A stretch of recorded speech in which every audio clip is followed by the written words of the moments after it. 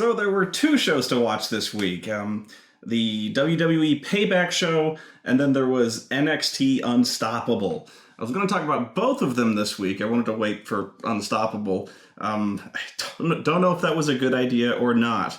Probably not, because every time I watch an NXT special, it blows away the previous pay-per-view, no matter what it was. And it serves to remind me how much I hate Raw. Not just dislike it, I hate it. Because what's going on in NXT, it's not perfect. By no means.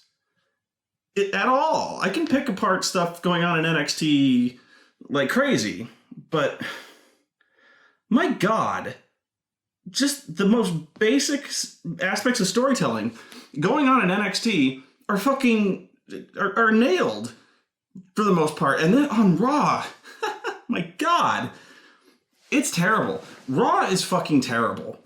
And, you know, Payback really was... Payback was saved by a couple pretty good matches. But that's pretty much all you can say when it comes to WWE anymore, is you gotta switch your brain off and just try to focus on good matches. For instance, like they're setting up Dean Ambrose and Seth Rollins at Elimination Chamber. That is going to be a really good match, more likely than not. But if you are trying to pay attention to the storyline, say goodbye to caring. Like, there's no way to care about this storyline. They are actively, aggressively trying to make you not care about either one of these people. This goes all the way up and down the card. But yeah, if you don't care about the storyline, you're going to see, you know, Dean Ambrose and Seth Rollins have a really good match. But I cannot wait for them to get the title belt off of Seth Rollins. And I know what I said when he won it at WrestleMania, that it was a great out for them to get, you know, it made everyone happy to get the belt off of Brock Lesnar. And it was. I stand by that. And I was like, now they got to get it off of him as soon as possible. Because the character of Seth Rollins is so pathetic and so terrible. It's legitimacy. Okay? I'm going to skip ahead to NXT for a little bit. And I'm going to talk about the NXT champion Kevin Owens and the women's champion Sasha Banks. Both heels. Both fighting champions. Both of them mean, but both of them willing to confront their opponents and are tough, cruel, and can handle themselves in a fight. Kevin Owens is still, like, deep down a coward, but he's not just pathetic, which is what Seth Rollins is in character. They've taken that character and amped it, you know, to where he almost literally, I'm amazed they haven't gone this way. Seriously, not even joking. I am amazed they haven't had him piss himself at the sight of some monster heel, like RyBack, like pinning him in a corner and having him piss himself. The Undertaker, for instance, I'm amazed they haven't had him do that, like Kane doing his Hellfire and Brimstone, and then he looks down and his pants are wet. That is how much of a chicken shit the Seth Rollins character is. Meanwhile, you've got Sasha Banks having these awesome matches. You've got Kevin Owens having these amazingly good matches, really showcasing showcasing the fact that he's a really tough guy. He's cold, he's sadistic, but deep down he's a coward. But he still shows up for the fucking match. You know, I think what really encapsulates the entire Seth Rollins championship run and why it's impossible to care. Oh, here's Oreo. Come here. Come here. No, she's camera shy. There you come on. Why it's really impossible to care about his championship run is because it's never about having even a good match, and it's almost never worth getting invested in the match itself, because every single feud is built around interference. For instance, the entire cage match with Randy Orton. instead of talking about who's the better wrestler, who's going to beat up who, Randy Orton chose the cage match stipulation so that J&J Security wouldn't interfere. Because all of his matches are about that. Having people interfere on your side is nothing new. But that's all his matches are about. So much so that the entire angle is about that. Then, not to mention the fact that when he chose the stipulation so that they wouldn't interfere, that was fucking hilarious considering the last cage match.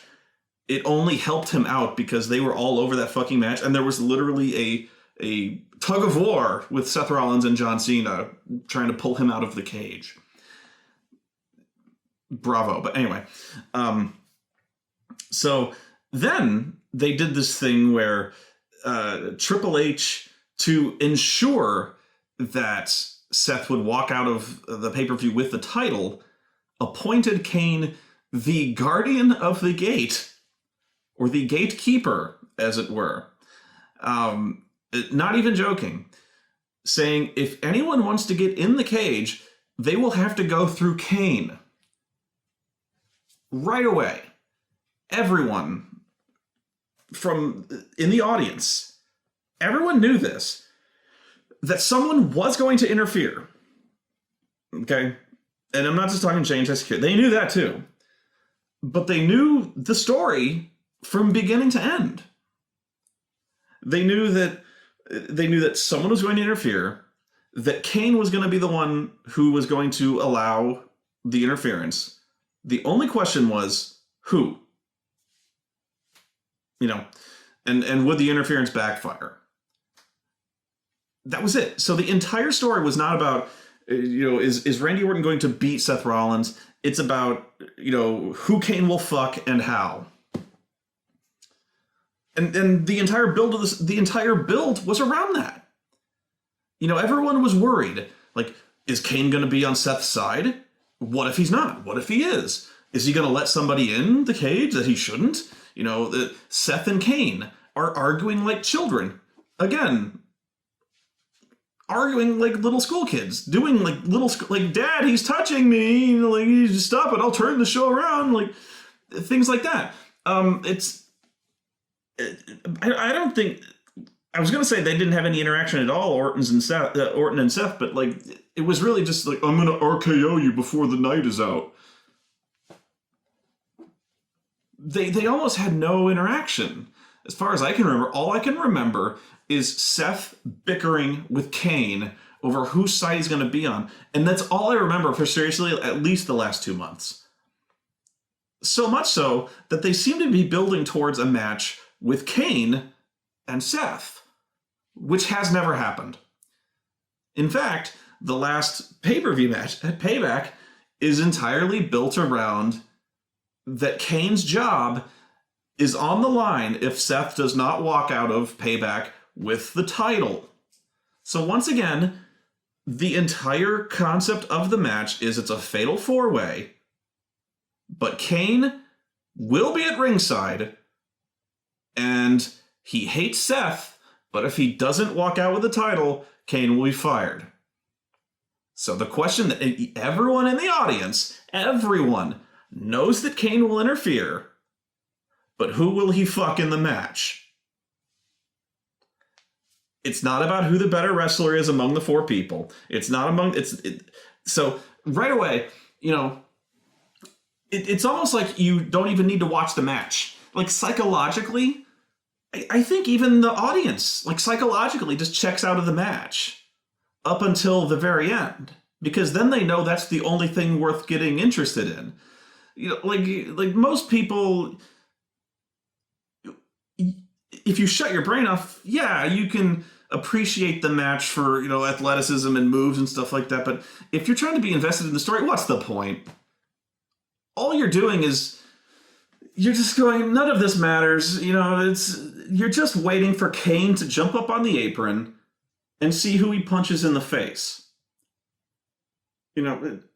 There's so many matches like that in the WWE now where you're just waiting for them to start going home. You're waiting for the finisher, you're in the Fatal 4-Way. You're just waiting for the parade of finishers. And you can actually see this sometimes. when they start going home, the parade of finishers are occurring, or you can see them start leading towards a finish. You can see the crowd sometimes stop paying attention to the match and start looking up the ramp because they know someone is coming down. They want to see who. Like, no music is hit yet, but they're, Shawn's tuning up the band. Shawn Michaels will be stomping his foot, getting ready to hit Sweet Chin music or something. But they know it's not going to happen. So they're looking up the ramp. So with J&J security banned from ringside, you just know that with the babyface about to win, they'll be looking up the ramp, waiting for them to come down. Shit like that. So I'm so sick of these storylines where there's 4 personalities involved in this match. Do we care about any of them? No, because the entire storyline is built around Kane. Is he going to screw somebody? I don't know, because the entire show, the entire Raw just beforehand, is about Kane and Seth Rollins arguing. And Kane reveals that he says, I love this job, but I don't need it. Maybe, just maybe, I hate you more than I love this job. So maybe I'll just stand by and watch you get your ass kicked and, take my pink slip with a smile. And so you go, oh no, maybe he won't stop, and maybe he'll choke slam Seth, and during the match, who will he fuck?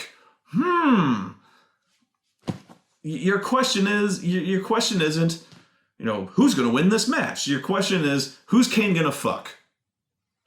I hate that. I hate that so much. And that's been the story for every single Seth Rollins match since he won the fucking title. I just hate it so bad.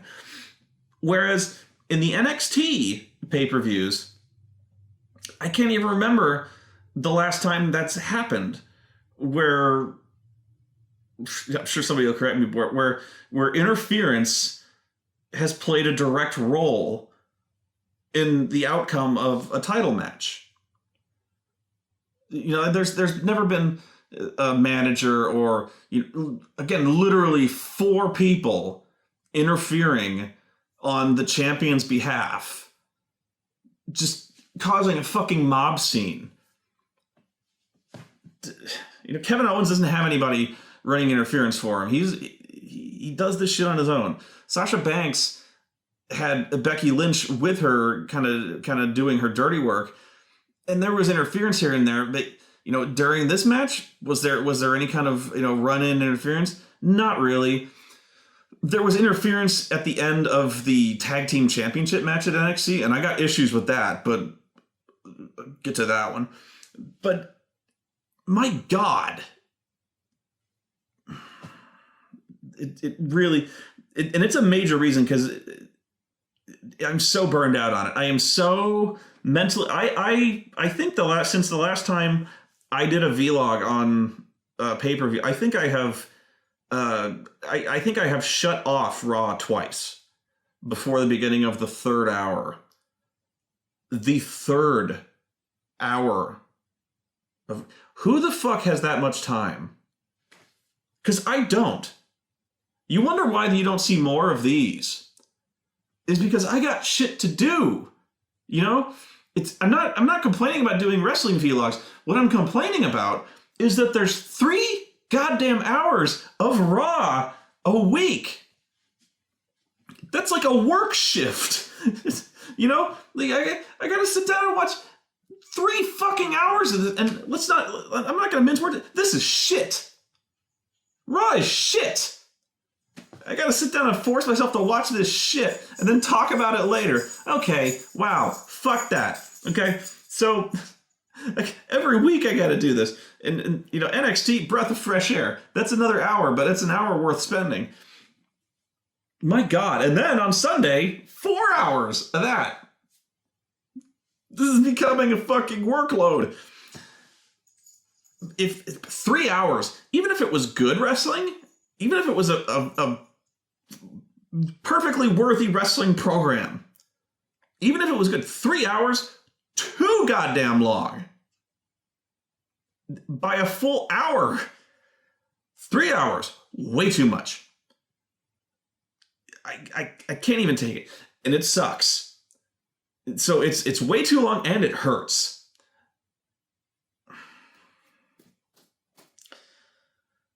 So I have my notes. I did not actually trail off into profanities here. I went back and watched the pre-show later, actually, because I missed the pre-show. And I'm glad I did. I'm glad I got the pre-show. R-Truth versus Stardust.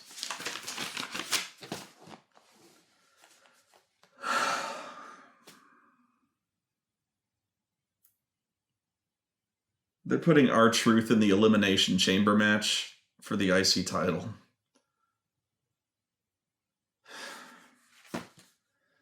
They had him with a bag of spiders. I can't. Both of these characters are so fucking done. What the fuck? I can't. Then there was the Mega Powers versus the Ascension. All right, look.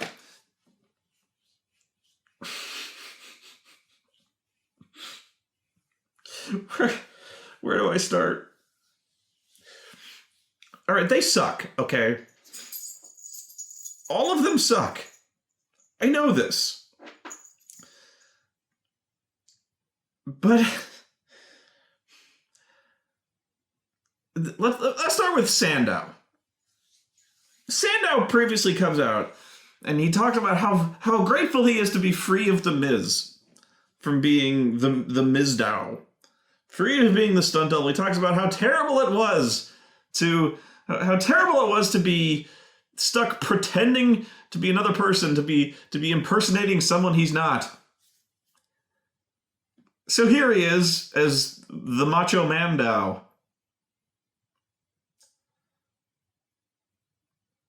Welcome to the Hotel California, Damien. His macho impression sucks.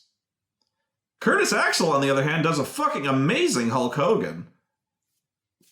Really good. Actually, stunningly good.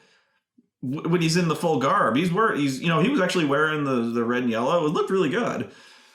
Then there's the Ascension. What I really don't get, I may have gone on about this, but were they always intended to be lame? As in, when they first debuted, did they actually expect them to be taken seriously, or were they just complete clown shoes? Was the reception that they were clown shoes, and then they just like pulled the eject lever on them and then treated them like clown shoes later? So here's my main problem. The commentary. This could be, no joke, the worst commentary has ever been in the WWE, but maybe across like television, like in pro wrestling television, but I'm just going to focus on WWE. Currently, the flagship announcing table is being held down by Michael Cole. Actually, really not that bad. Michael Cole, Booker T, and Bradshaw. JBL. Okay, my God. You know, when Booker T isn't the worst one at the table, set the fucking table on fire. Because we need to start over. Okay? Bradshaw seriously gets on my fucking nerves. This is a guy who tries way too goddamn hard. You know? This fucking guy, he's a heel announcer, okay? He knows this, and he is doing everything he can to be a heel. You know, heel's gotta heel, so I gotta be a bad guy every step of the way. So everything a heel says, he's got to agree with. Everything a heel does, he's got to stick up for. Right? So every single thing. All of them. Okay. I'm going to skip ahead a little bit. So later on the next Raw, Kevin Owens confronts John Cena. This was amazing, by the way. At the end of this, Kevin stomps on the U.S. Championship belt. Stomps on it. And I think he ruins it, actually. Like, legitimately ruins it. So I think they can debut a new title belt, but he stomps on it. And Bradshaw, he's gushing. He's like, that's how you come in and you make a statement, Michael. You come in and you kick the biggest dog in the yard. He's just going on and on about how great it is. He goes, Kevin Owens, that's a true champion, Michael. I can't go on and tell you how. They're going like, Michael Cole is talking about how much of a cowardly attack it was, about how he's spit in the face of the John Cena Open Challenge, about how he's dishonored the spirit of the United States Championship, because John Cena every fucking week goes on and on and on about how great the United States is and how great it is to be in the United States defending the United States Championship, the greatest title belt in the world and the greatest country in the world in front of the greatest fans in the world, pandering like a motherfucker. The pandering has gotten out of control. He is doing everything. He is now so pathetic. He is pointing at uniformed soldiers in the crowd. He's like, it is an honor to be in this country, wrestling in front of these fans, in front of those brave men and women, those men that I am exploiting shamelessly to get myself over. Like, wow. So Michael Cole is going on about how, Owens has spit in the face of the honorable prestige that John Cena has brought to the United States Championship. He is spat on the United States Championship, and actually, he has literally stomped on it and destroyed it. This belt with this noble, honorable legacy that John Cena has worked so hard to defend against evil Russia. And then Bradshaw, I'm not even kidding, he goes, oh, wah, enough of this namby-pamby do-gooder crap. That's how Kevin Owens comes in, and that's how he rolls, because he's a champion, Michael. That's what he says. He says, enough of this namby-pamby do-gooder crap. This from the guy who, when Rusev was crushing, was going on and on about America. Who flipped his shit. Flipped it. There was shit and he flipped it. When the U.S. flag touched the ground. The flag don't belong on the ground. You picked that up. He could not be more patriotic. Even as a heel, might as well have been waving a flag. He was wearing Stars and Stripes underwear. But no, Kevin Owens, a Canadian. Wait, even worse, a French Canadian, or at least he's from Quebec, whatever, just as bad, but a Canadian stomps on the United States Championship that has a gigantic flag across the middle. Enough of this namby-pamby crap. He can stomp on any title he wants. He's a champion, Michael. Fuck this guy. God damn it. I hate the announcing team, and I hate fucking JBL. Meanwhile, Booker T, this motherfucker, I have no idea what the fuck he's talking about 92% of the time. The other 8%, he's just saying, oh my goodness, oh, wait a minute, oh my goodness, yeah, that's what I'm talking about, oh yeah, oh my goodness, what, oh yeah, that's what I'm talking, oh my, wait a minute, like, that's all but the other 92% of the time, he's in the middle of he's in the middle of a conversation, and I think he just starts spouting random words. Again, literally random words, like he's got some kind of weird offshoot of Tourette's. He'll be saying something like, he's like, oh yeah, I can't wait till Payback, Michael Penguin. It's gonna be a great show, Taco. I just, maybe, Shucky Ducky, Panasonic. I'm gonna run over that snowbank and I'm gonna go slap a porpoise. Like, about, dude? I don't know, but that Kevin Owens, he's one mean aardvark.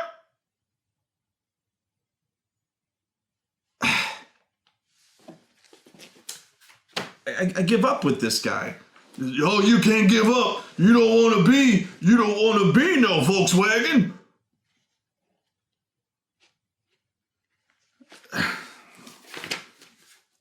Yeah, I'll just be looking over it. I'll hear him say some word. Just a word. Close the door.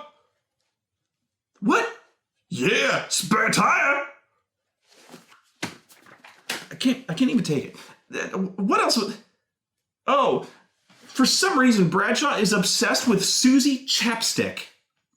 There's like 5 instances a fucking show where he goes on about Susie fucking Chapstick, a reference that's before my fucking time. Jesus fucking Christ. Back to where I started from is the fucking Ascension versus the mega powers of Curtis Axelmania and Macho Mandow. Okay, look, I know they suck. I don't want to watch this match either. It's on the pre-show. Meanwhile, rewind a little bit. This is the week before the pay-per-view, where they're setting up this match to entice us to watch the show. But okay, let's say I'm a stupid mark. I want to see Macho Mandow. I'm sick that way. The entire time, not just Bradshaw, but he's the worst. All 3 commentators are destroying this segment. Just burying it. Just beating it to death with a shovel and then just burying it. Worse than I ever could. Short of using worse actually, because I would use profanity as a shortcut. They are going on and on, talking over the segment. Like who cares what they're saying? This sucks. In those words, saying it sucks. You know, the Ascension's coming down, trying to do like a little bit of a comedy thing, saying, we can't stand people, we can't stand people who come out, pretend, who don't know who they are, pretending to be icons from the past. And meanwhile, they're pretending to be, Macho Man and shit like that. And so Bradshaw is just going on about how much these guys suck and how much Curtis Axelmania sucks and how much this Macho Mandow thing sucks and how much he hates the Ascension because they suck and how much they've always sucked. And instead of sticking up for them, Booker and Cole just agree with him. Cole is going, I won't lie, these guys are not the most exciting too. And Booker will say something like, yeah, I must admit, I can't get too excited about these light bulbs. What? Yeah, I paid full... it's a good thing I got the network because I ain't paying full price for this muffler. Bradshaw then continues to go on and on and on about how much they suck, and just making agonized, groaning sounds as it goes on. Macho Mandow's doing his "woo yeah" thing terribly, but he's doing every time he goes "woo yeah," Bradshaw goes, ah. At first, I thought I was doing it, but usually I do it internally. No, it's Bradshaw going, this sucks. Change the, there are times he actually literally tells the audience to change the channel. Because Curtis Axel's, catchphrase when he first came out for Axelmania was, don't change the channel. And I think at one point Bradshaw started saying, go ahead. That's great. Go ahead and tell the audience of your show to change the channel. Brilliant. So then they announce that it's going to be on the pre-show, this match. To which Bradshaw goes, oh, I can't wait. So guys, tune in to fucking Payback that show with the 4 guys who completely suck is going to be on the show, is going to be before the show to sell the show. The commentators who hate them, they're really not looking forward to it. Meanwhile, we're going to put the 4 worst guys that we have, in character or otherwise, we're going to put this shitty match for free before the pay-per-view to sell the pay-per-view. So you're watching this going, wow, I can see way more of this shit if I pay the full price for the network and or pay-per-view.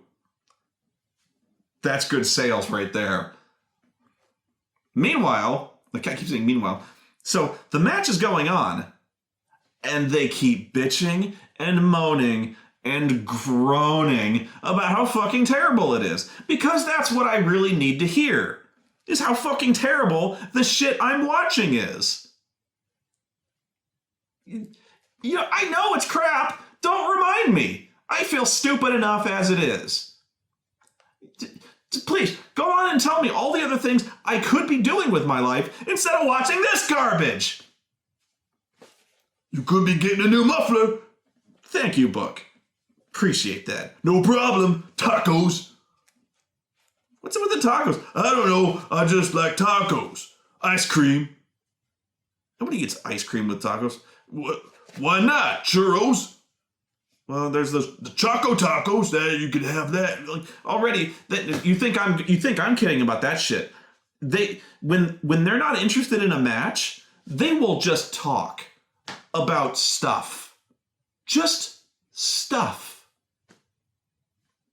Could be Choco Tacos. Anything. But that's how you can tell when they're not. They'll not even the match is going on, and they'll be like, Choco Tacos is good. You ever have that Jarrito stuff they got in those little fridges off of the counter? Oh, that's good. That's the old. You get that anyplace else? Maybe at the Pick and Save. I don't know. Trader Joe's? They got that there? I don't know. I ought to go and look there. Man, they got these bags of nuts. They're so good. I am not shitting you. And as I remember on Raw, the segment is going on. Bradshaw is moaning and groaning, and he says, quote, "This is the stupidest thing I have ever seen in my life." See you next week for Payback.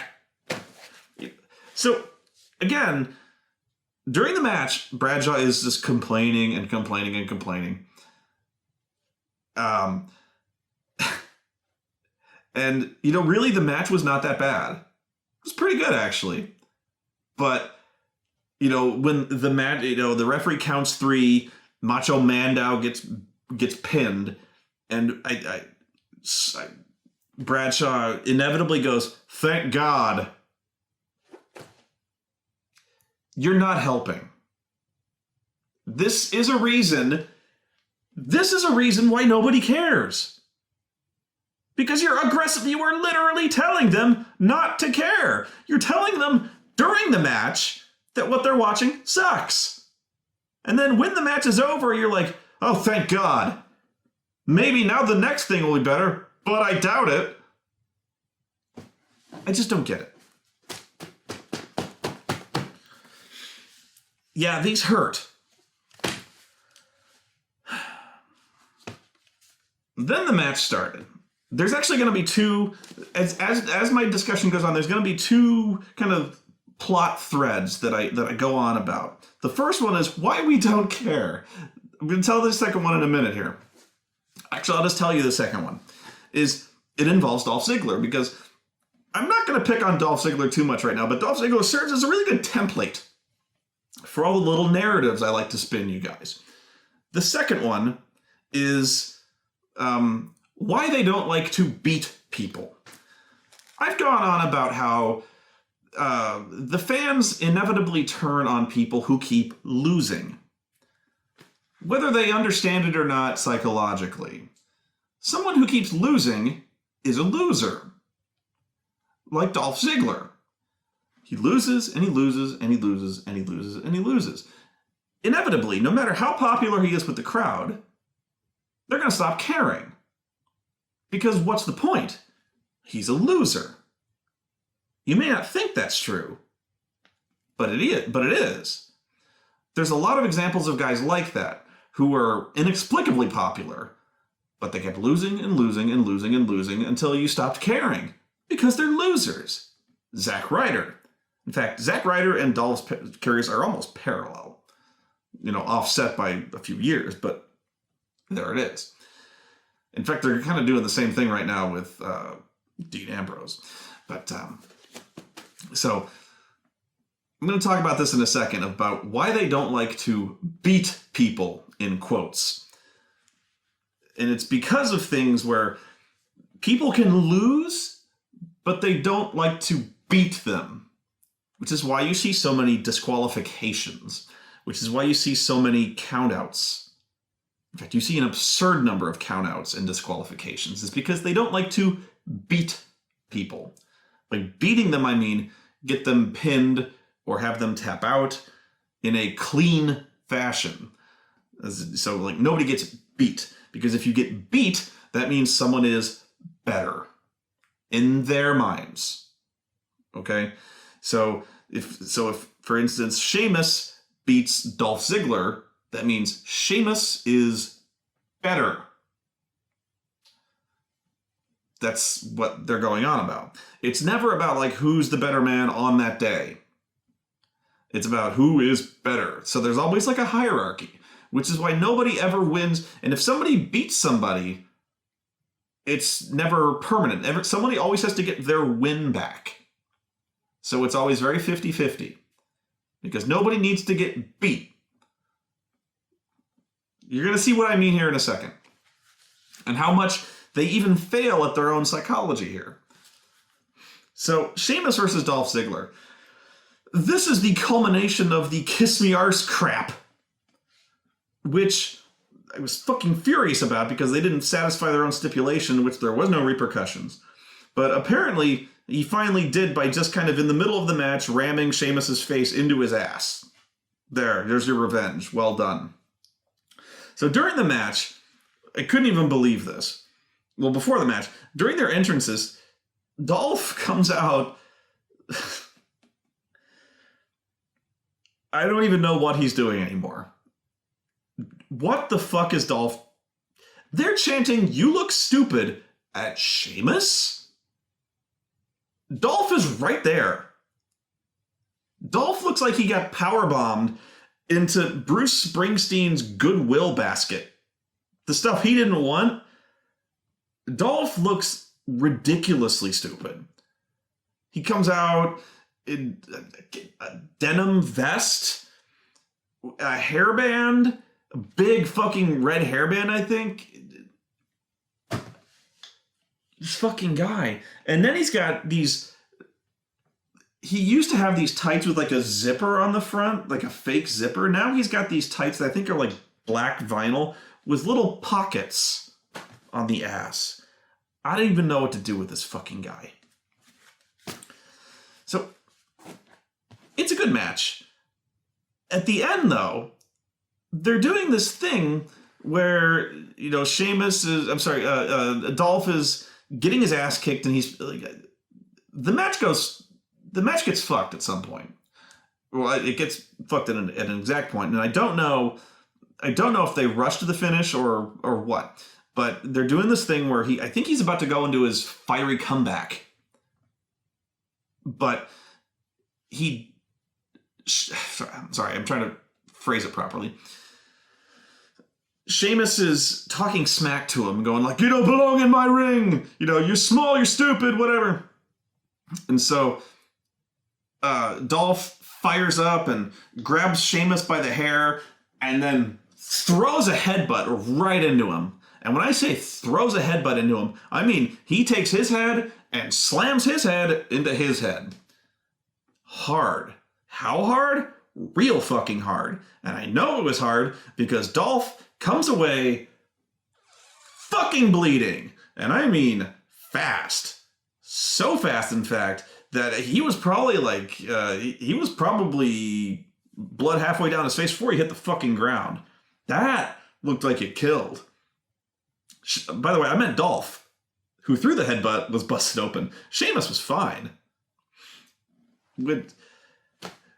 So this being the PG era, they had to pull the fucking cameras way back and not show anything. This is where I think they rushed to the finish of the match. I don't know how much time they had, but it was almost immediate. So Dolph goes down, grabbing at his face, trying to cover up the fact that he's completely busted open like a dumbass. Sheamus bro kicks him 1, 2, 3, it's over. Good one. So I thought this was fascinating. And I wondered, in fact, if they would play this into storyline or if they would like adapt it. So of course they didn't.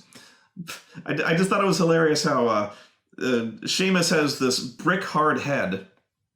And in storyline, the storyline I would have put forth is that Ziggler knocked himself out. Although during the pay-per-view they were kind of saying this, is that Dolph knocked himself out headbutting Sheamus and got his own dumbass pinned. Which Dolph learned a valuable lesson is that headbutting is stupid. But I think it was... Maybe he was trying to add this to his repertoire ever since they were...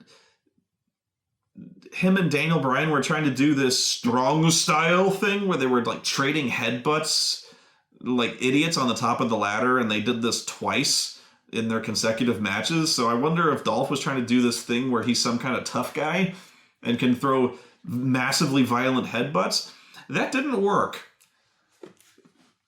Because, yeah, they ended the match immediately. It was a good match up to that point. Well, probably, trying to see if this was the best match on the show. To me, it was. The New Day versus Kid and Cesaro, 2 out of 3 falls. It is remarkable how well they have turned around the New Day by doing exactly what they said they should, is make them heels. But they are such good heels because they haven't really changed their behavior at all. What I think is funny is that whenever people chant New Day sucks at them, they're really frustrated by this. Every single time. Like, they don't know why. They go, we got a new clap. New Day rocks. And the crowd immediately starts chanting New Day sucks. And then, Xavier Woods and Everett, both of them go like, no, it's New Day rocks. They look hurt by this. They look, no, New Day rocks, So that's the one thing where they're like, you don't get it. Stop it, But otherwise, they really like...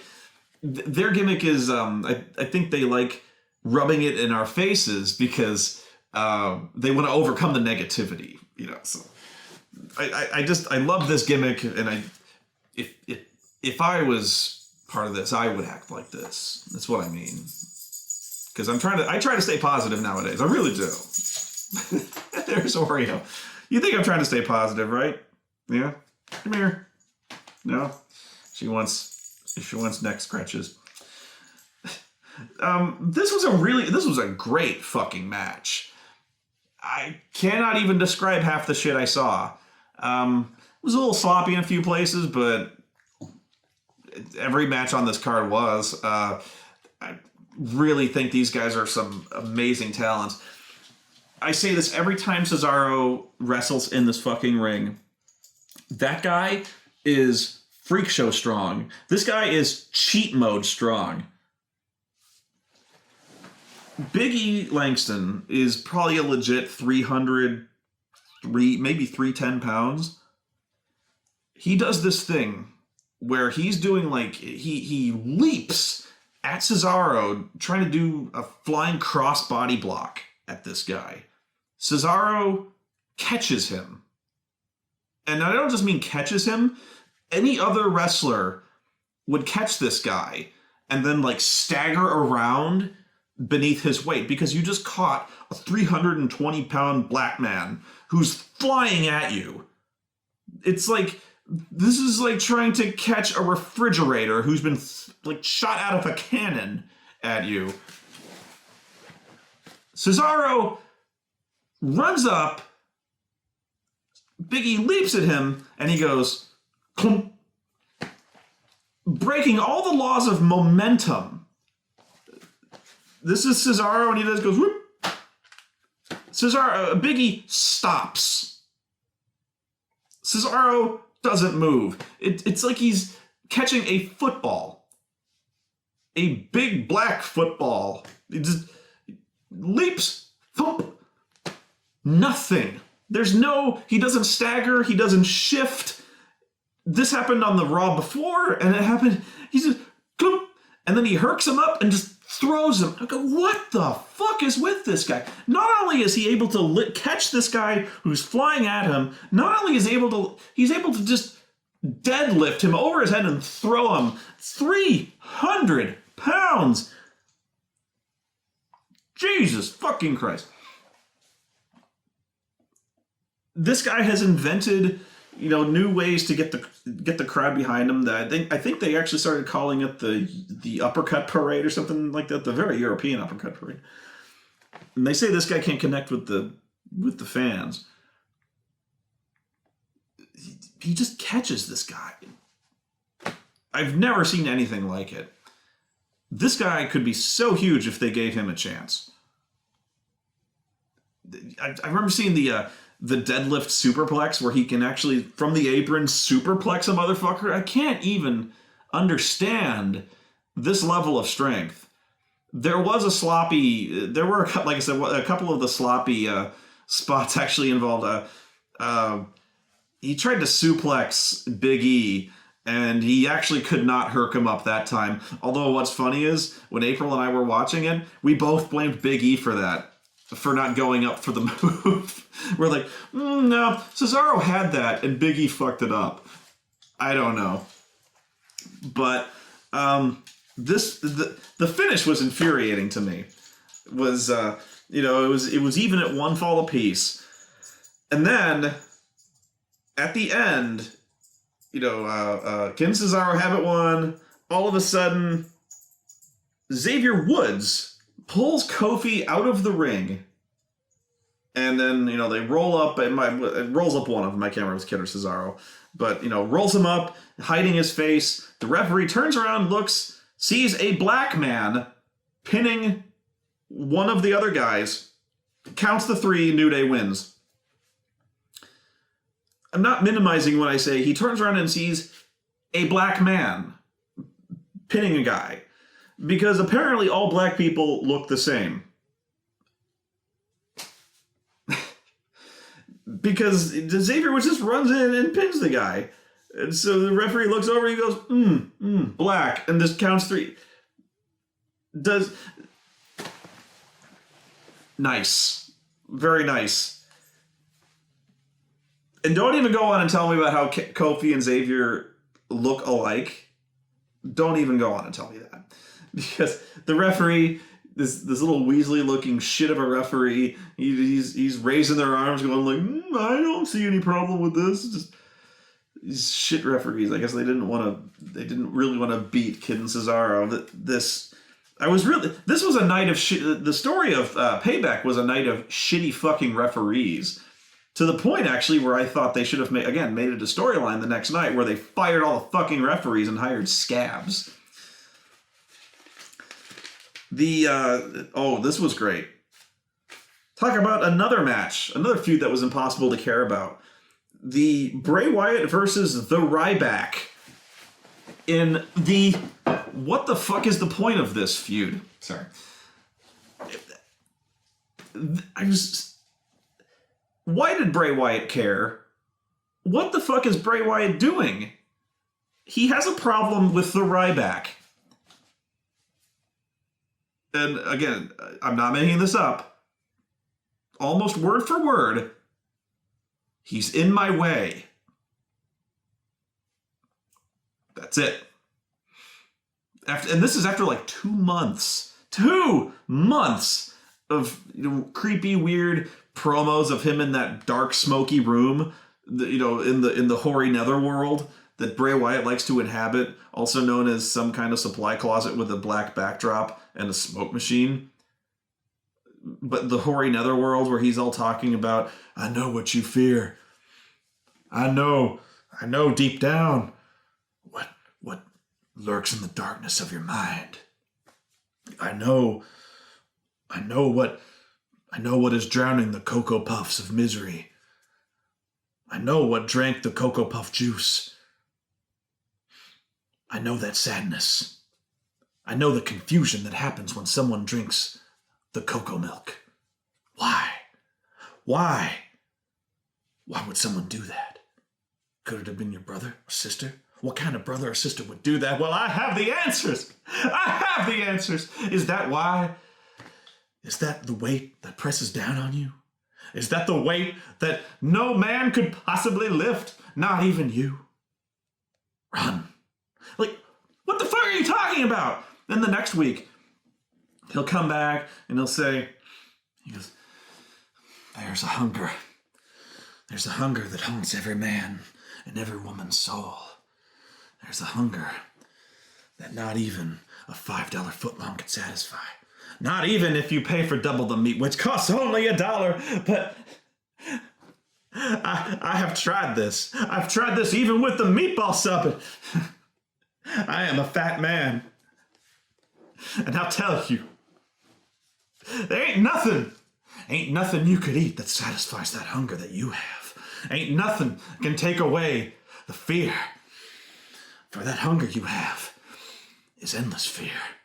And nothing can fill the void of terror that fills your soul. Run. The next week, you fill your soul with nothing but lies. You consume nothing but falsehoods. I have the answers for you. But unfortunately, those answers await in darkness. The darkness beneath your armpits. And your armpits, they smell. And that odor only comes from the stench of lifting all those weights. And I know those weights you lift. All those weights won't save you from me. Not this Sunday at Payback. All those weights, they don't weigh as much as I do, RyBack. You can't lift this much weight. Not with me being the face of fear. Run. I stopped listening. You know what? I made more sense than those promos, and I'm having way more fun than I was listening to those fucking promos. I don't know why he cares. He's going on about how he's the face of fear, and he knows what RyBack is afraid of. I don't know. I'll tell you what RyBack is afraid of. He's afraid of running out of fucking protein shakes. He's afraid of running out of fucking creatine a week before the actual match. He finally gives a reason for this. He's in my way. That's it. In the way of what? In the way of what? Tell me! I think that he is literally in Bray Wyatt's way. As physically. As in, the RyBack is a gigantic, thick motherfucker who is in the hallway. When the RyBack is in a hallway, you cannot get around that motherfucker. And Bray Wyatt is sick of it. Or when you're at craft services, the RyBack, for some reason, always gets in front of Bray Wyatt first. And he's always in the fucking way. And the RyBack eats everything at craft services, and Bray Wyatt is fucking tired of it. And Bray Wyatt is a big chubby motherfucker, so, that really gets on his fucking nerves. So Bray Wyatt wins this match. So is conceivably the RyBack is out of Bray Wyatt's way.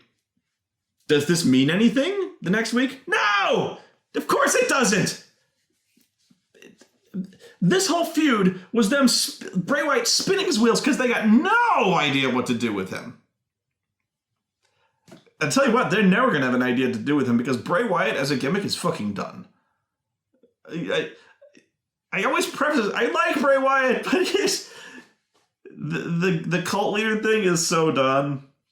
They need to shape him up somehow. I don't know how. I really, for once, I don't have the answers for you. I can't help Bray Wyatt, not anymore. I wash my hands of him. But this was a good match. I was stunned at how good this match was, considering I don't like the RyBack in the ring at all. This was really good. Although, I think it may have been because the RyBack almost died in this match. I wasn't happy to see him almost die. It actually, okay, digging a hole.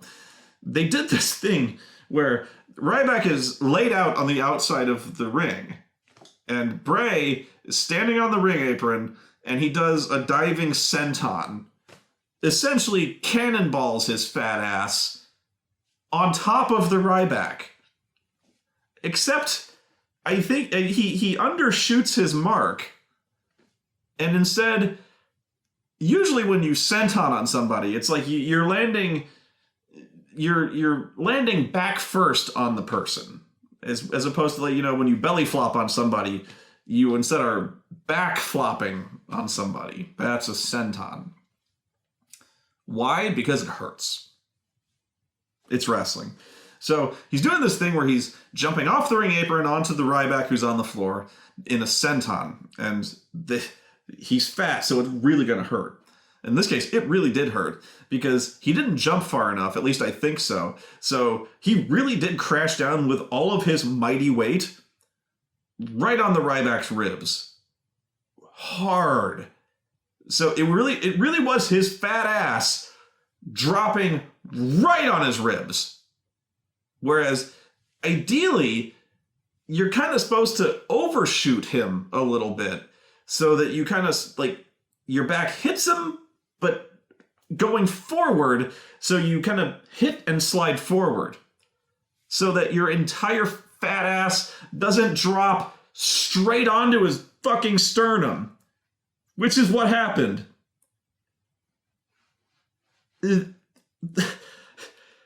Everyone in the arena went, "Oh!"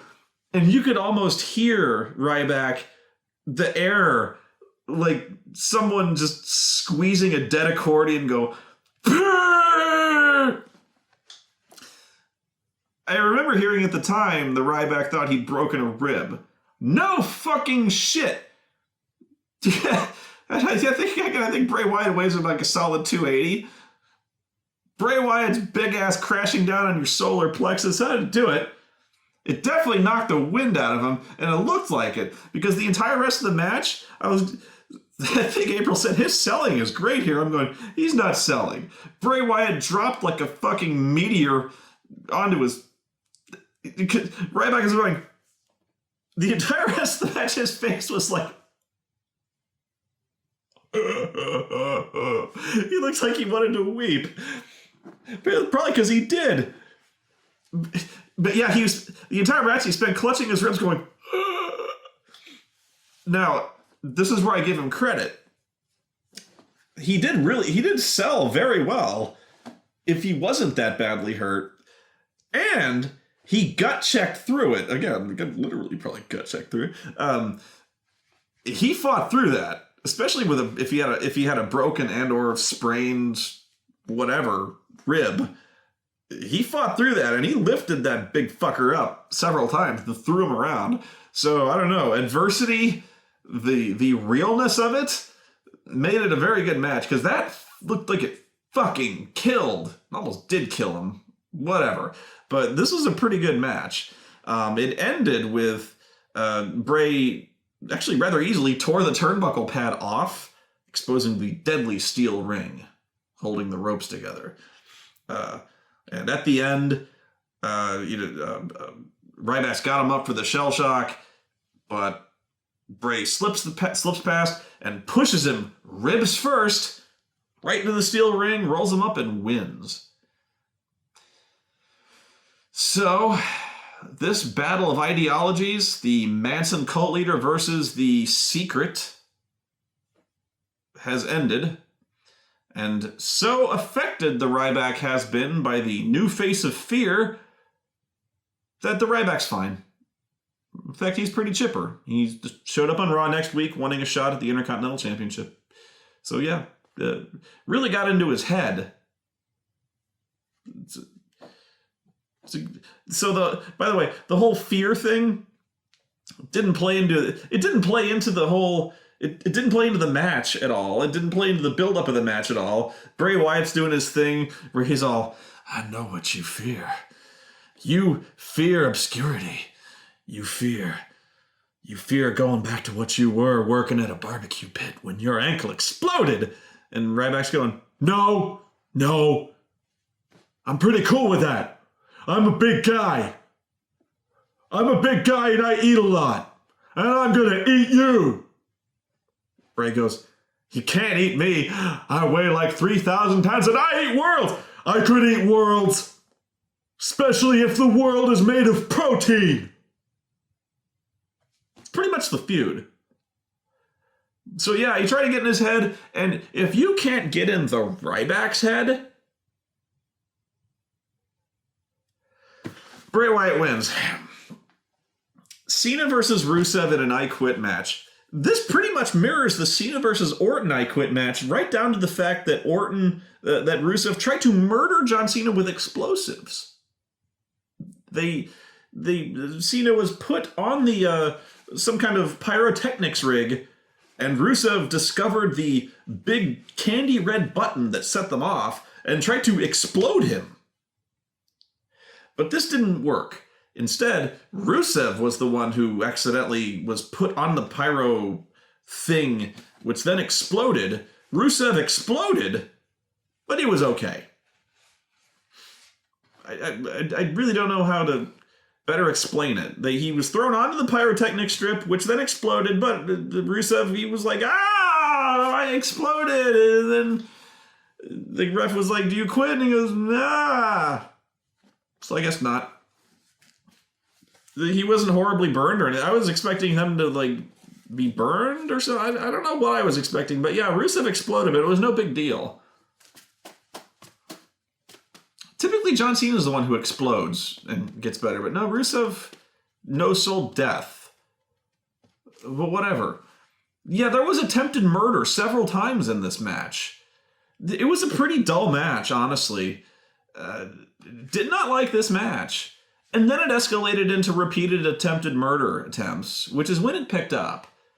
But yeah, Cena attempted to throw the 3,000-pound ring steps, which if you watched Tables, Ladders, Chairs, and Stairs, they gave a brief statistical rundown of how much the stairs weigh, which I believe now is up to 5 nautical tons, which Cena herked up effortlessly and threw, which actually made me rather scared. Not because they weighed approximately 8,000 cubits, whatever, but because Rusev is barefoot. I was so afraid of one of the edges of those stairs coming down and cutting his toes off. I don't know why that freaked me out, but it does. I don't like the fact that Rusev wrestles barefoot. Yeah. Broken toes, man. There's a reason they wear boots. Yeah. But, yeah, he tried to decapitate Rusev with the stairs first, and then he exploded Rusev after Rusev tried to explode him. Anyway, not impressed with this match, but then again, this was the third encounter between the two when we needed one. But it ends with Rusev essentially beating Cena fairly with the camel clutch right in the middle of the ring. Actually, I'm going to retreat here. I hated this match. I'll tell you why. It's because the referee pissed me the fuck off. I've seen a lot of I Quit matches, but I don't remember any of them being as irritating as this. Because the referee was all over this shit. Every time they hit a move, the referee stopped the match, shoved a microphone in the guy's face, and was like, do you want to quit? Do you want to quit?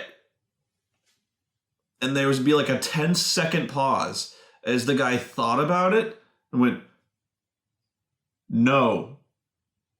And the guy backed off. Then they would hit like a body slam, and the ref would step in. Do you want to quit? No.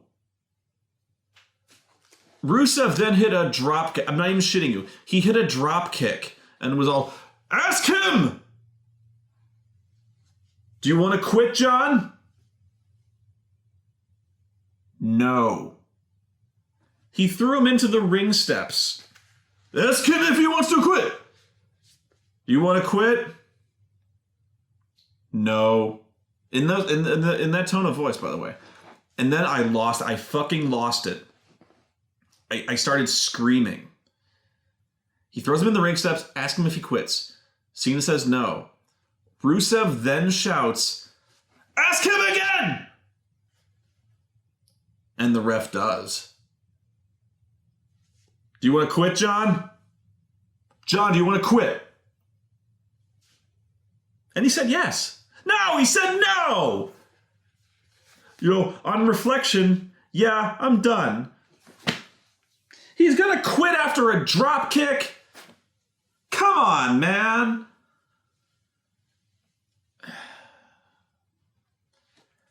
Another one moment where there's a moment where Cena's beating up Rusev and he flops him over the barricade wall next to the audience. And he's telling him, he goes, you better quit or I'm gonna hurt you real bad.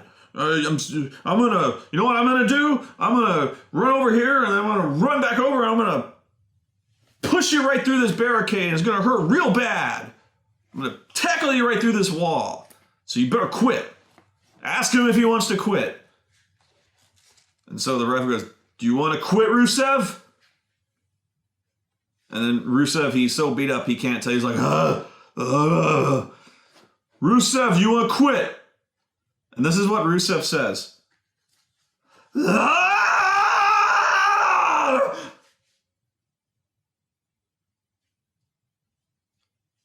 Give or take. So if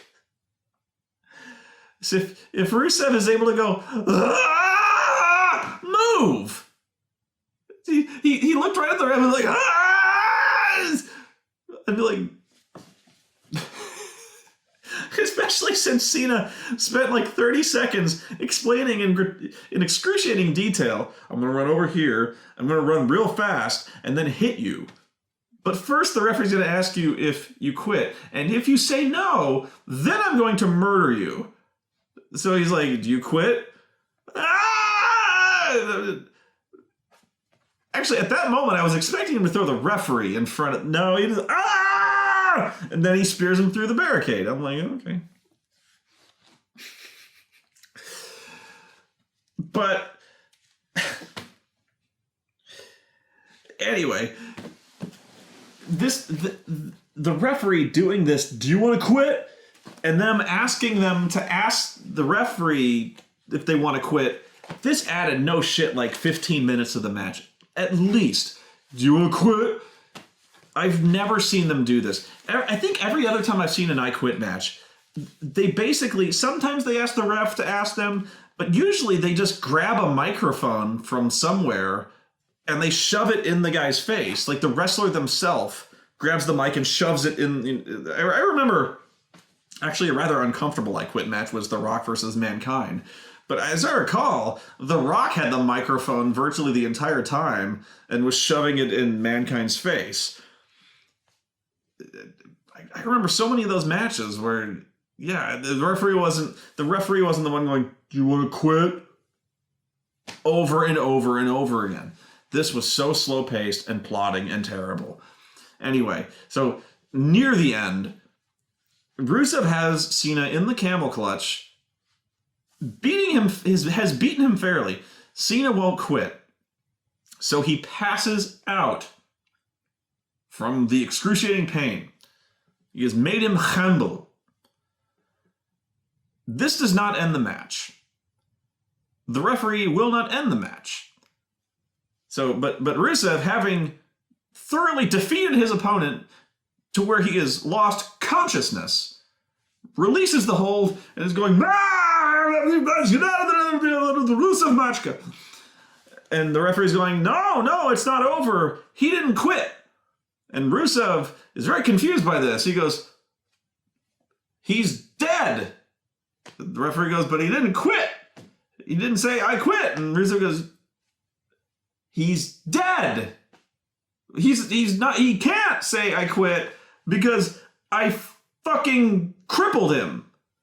He is no longer conscious. He has an ex-Cena. And sure enough, the commentator, fucking Bradshaw, goes, you can't say I quit if you're unconscious, Michael. Really? Sure enough. So, Rusev, he goes, bless the guy, he goes out, gets a bottle of water, which, as we all know, no matter how unconscious you are, a bottle of water will wake you right the fuck up. He starts disassembling the top rope. I don't know what he was planning to do with this, like to stab him apparently with the spiky metal end of it, or whatever. And he gets the water, splashes on him, gonna wake him up. And he's gonna ready to murder him, which I suppose was the right move. But of course, Cena pretty much no sells having a 260-pound Russian, a Bulgarian, sit on his back, inflicting enough agonizing torment on his lower back to render him unconscious. Remember that. Remember how much pain it would take to render you unconscious. Despite all this, within 10 seconds of having been roused from unconsciousness due to pain, ducks whatever swing that Rusev took, puts him in the STF, using the ropes as leverage, and then Rusev starts screaming something in Bulgarian. He goes, Lana has, a few minutes ago, come down from, she gets up from ringside or whatever. Because Rusev has been very mean to her lately. And has told her to stop, basically just sit down over there and stop being pretty. Stop doing what you're doing. So as Rusev is in the shitty STF with the ropes, because the rope hurts a lot, she gets up and she grabs the mic and she can take no more of this. And she goes, he quits, stop, he says he quits. And the referee rings the bell. Because sure, I guess. And again, I lost my shit. I don't know why I care. Why do I care? But I go, it's a made-up match in a made-up world. But just at the beginning of the match, I went back and looked. But the announcer, I believe it was JoJo, the announcer said, the following contest is an I Quit match, where to win, you have to literally make your opponent say the words, I quit. Exact words. You have to literally make your opponent say the words, I quit. He did not. But okay, let's ignore that. Let's just say, for argument's sake, because there's going to be an argument here, that Rusev said I quit in Bulgarian. Lana has... Okay, forget it. Hang on. What authority does Lana have to say I quit? So we've also broken the second part of this. You have to make your opponent literally say the words I quit. Not only did he not say the words I quit, he did not say the words I quit.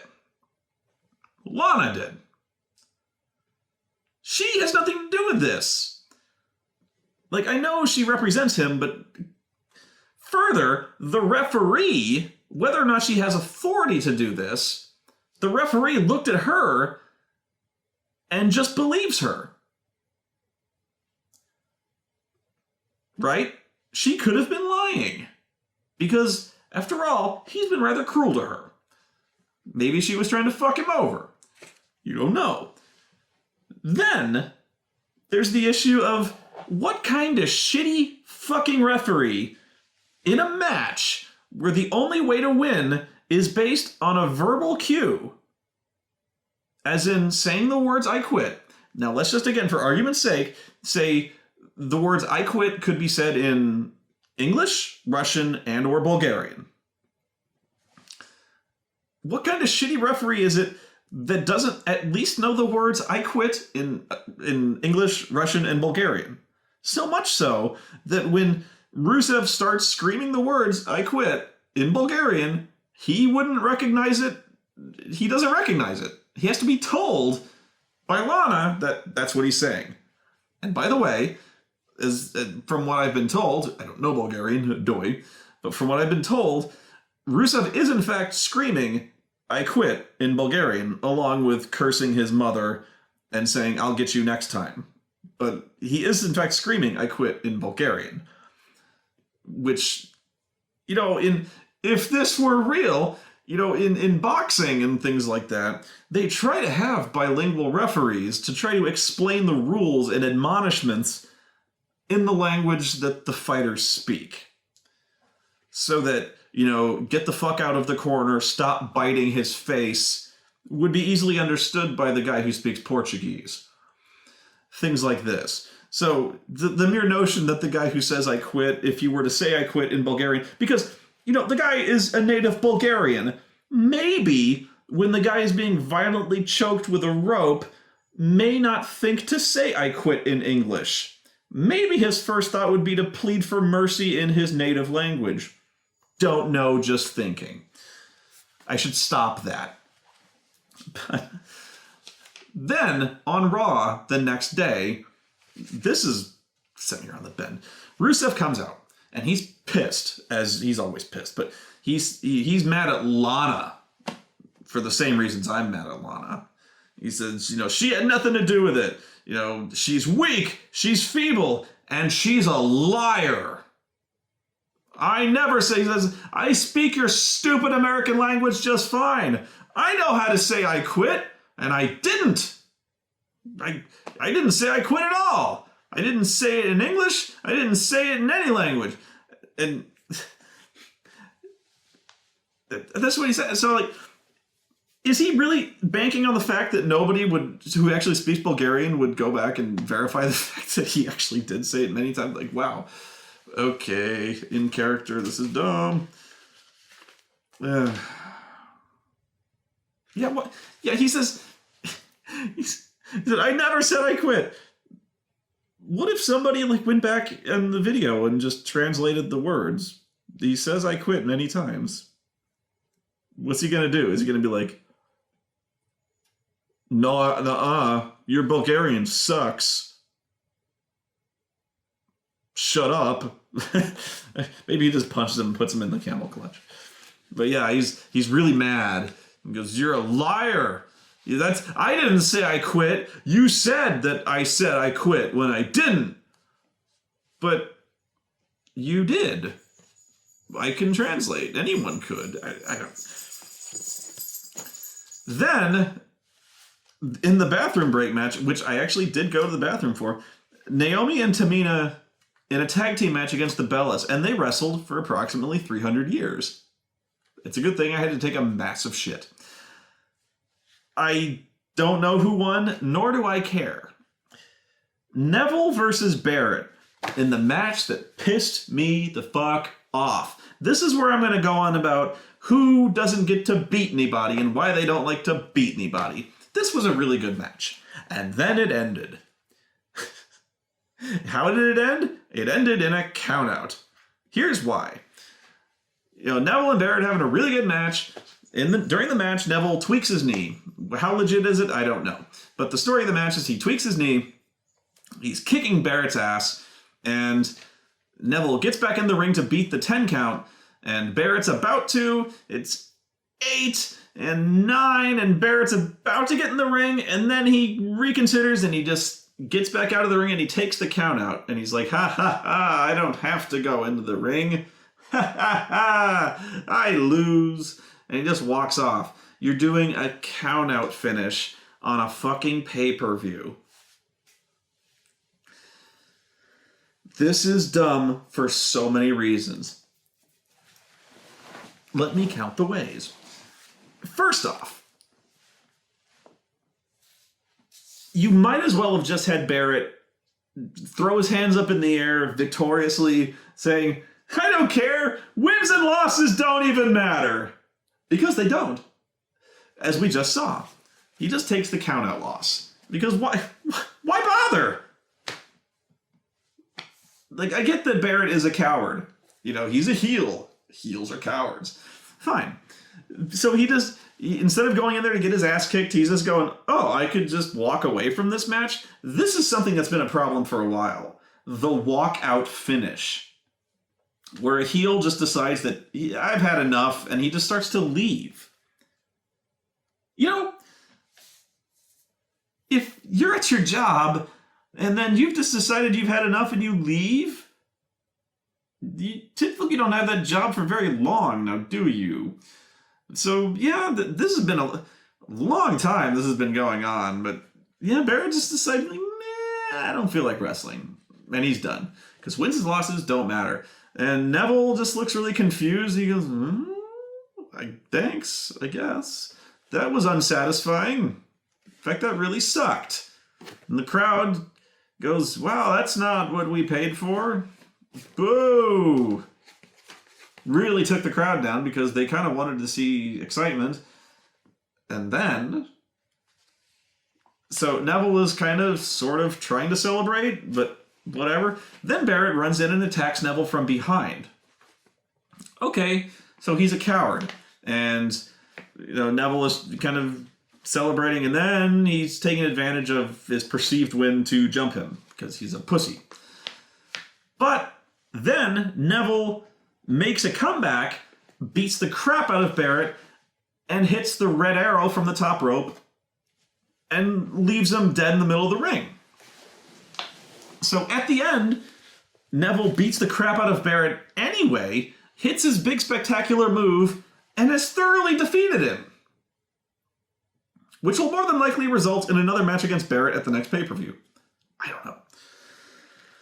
So here's why they don't like to beat people, and here's how they're even fucking up their own psychology on this. They didn't have Neville beat Bad News Barrett because they don't want to beat Bad News Barrett. They want to keep him strong. As in, if we beat Bad News Barrett by having somebody pin him, well, then that makes him less threatening. Bear with me. This is what they're thinking. It really is. Okay? So, if we have Bad News Barrett lose clean, well, then the fans won't take him as seriously. Or, the win will be less satisfying when Neville inevitably beats him clean. You follow? So, you know, one day, Neville's going to get that match against Bad News Barrett, and he's going to beat him in the middle of the ring. Then he's going to beat him. Right? So, like, John Cena's never going to get beat. So, whenever Cena loses, it's always by, like, a DQ or something like that. So, when Barrett lost here, he didn't really lose, now did he? He lost by countout. He just kind of walked away from the match. Nobody pinned him. You don't know how it would have ended. Maybe he might have won, but he just kind of wussed out. He didn't get beat. This is what they're thinking. And whether you watch wrestling or not, you're looking at me going, that's the stupidest thing I ever heard. And you're right. But there's so many, if you think back on so many of these feuds where there's just some bullshit disqualification or some just run in for no reason, or the guy just walks away from the match just when the other guy's about to win, it's because they don't want to beat that guy. So they just have the match end so nobody gets beat. That's why it happens. That's how you can have a winner without having somebody get beat. Or you can just end a match without anybody getting beat. Is by just having a disqualification or a run-in or a no contest. That's how WWE has fucking mastered the art of not beating anybody.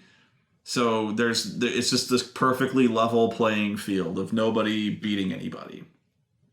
Not really. So what they're doing here is when Bad News Barrett walked out of this match, they did it to preserve his heat. You know, he didn't get beat, so he's still strong. He's the king of the ring. You know, we have to keep the king of the ring strong. We can't start beating him. Because if the king of the ring is going on a losing streak, well, that sucks. But a count-out loss, this is their point. A count-out loss isn't really a loss. Nobody really cares about that. It's just a count-out. It's just a fuck you finish. You know, it's just a fuck you. If you got pinned, well, that would be significant. Because then Neville would have beat him. I know I'm trying to make it very clear for you. Because now I'm going to explain how they fucked it up. Okay? Let's go, okay, fair enough. They didn't want to beat Bad News Barrett. So they didn't. Mission accomplished, right? Well, you're going to be like, okay, well, now they're going to put it off for another month or something like that. Maybe give him a rematch, and then Neville's going to beat him. But then, Barrett attacks Neville after the match. And then Neville makes a comeback, beats the crap out of him, hits the red arrow, and leaves him dead in the middle of the ring. So what the fuck was the point? You got him counted out so as not to beat him, had him attack Neville, who then proceeded to beat him with the finisher. He beat him, hit the finisher. He's been beat. Had the match, he got beat at the end of the show. At the end of the show, he'd hit his finisher, was standing over his dead body going, woo! What else do you need? He's been beat. But for some reason, in their head, the referee has to count to 3, and the bell has to ring, and they have to say, here is your winner, Neville. And that is the only way it counts. But in this regard, it's actually worse. Because not only did Barrett lose by countout, he still lost, but then, like a coward, he sneak attacked the guy, had every advantage in the world over Neville, who then overcame this disadvantage and beat him anyway. So, not only have you beaten Neville, you've decisively beaten Neville. You've beaten Barrett, you've decisively beaten Barrett, even though he's, fuck's sake. And by the way, that whole winning streak that Barrett's been on, yeah, so much for that. Oh, and by the way, for your 50-50 booking here, Barrett beat Neville on Raw the next day. Nobody gets over. Neville wins one, Barrett wins one. Nobody wins. Nobody gets beat.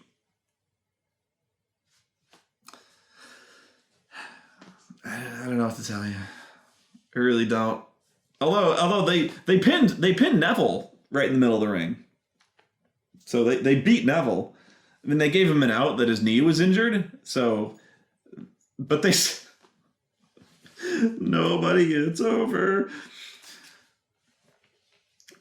Seth Rollins versus Roman Reigns versus Dean Ambrose versus Randy Orton. Fatal 4-way WWE Championship. Have you noticed the WWE Championship belt is looking really ragged lately? Like it's missing a bunch of stones, like little diamonds or rhinestones or something like that. It's kind of beat up. I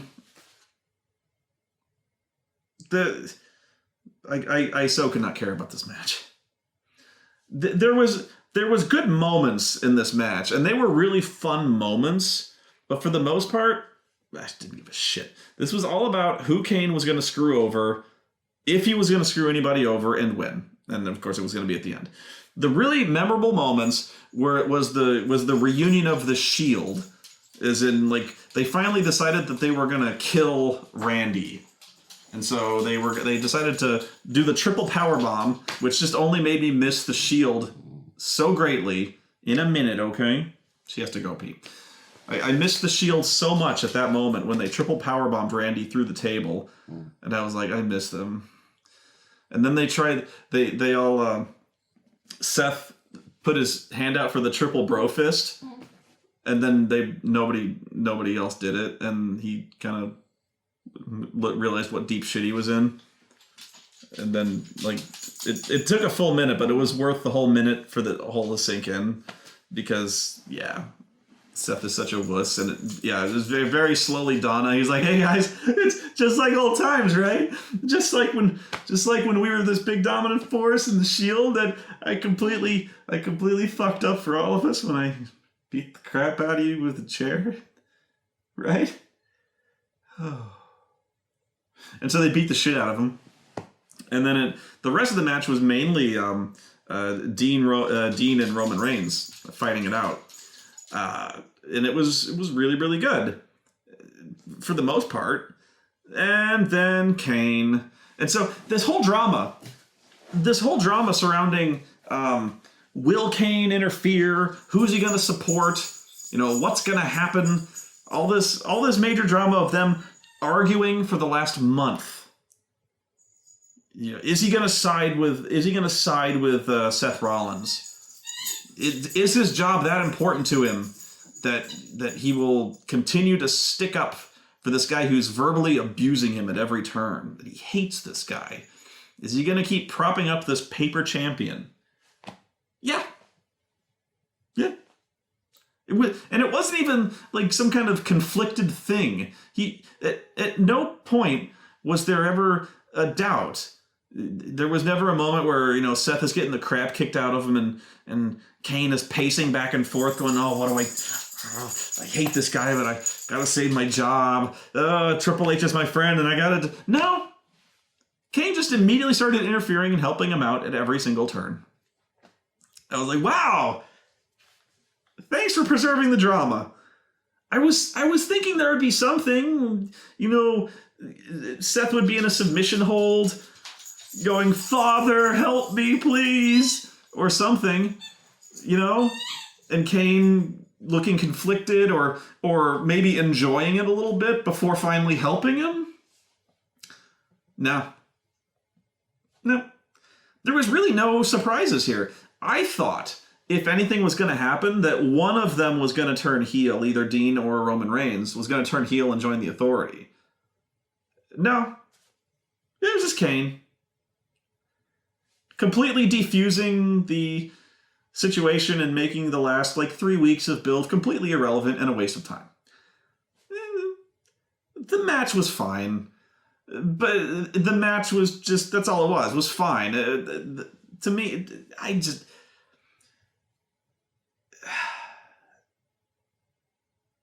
I hate Raw. That's what it comes down to, especially in the face of after watching NXT TakeOver. This show and Raw itself does not even hold a candle to it. And you know what the killer part is?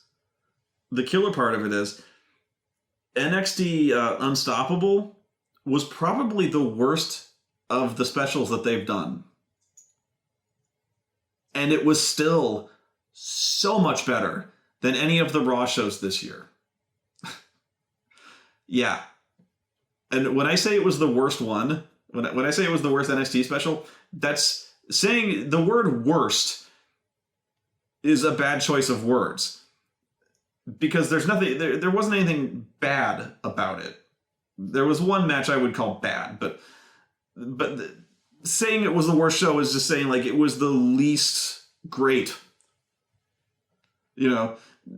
Weakest maybe, but they're not all going to be perfect 10s, It was the show I liked the least, and I still liked it way better than anything else in terms of the Raw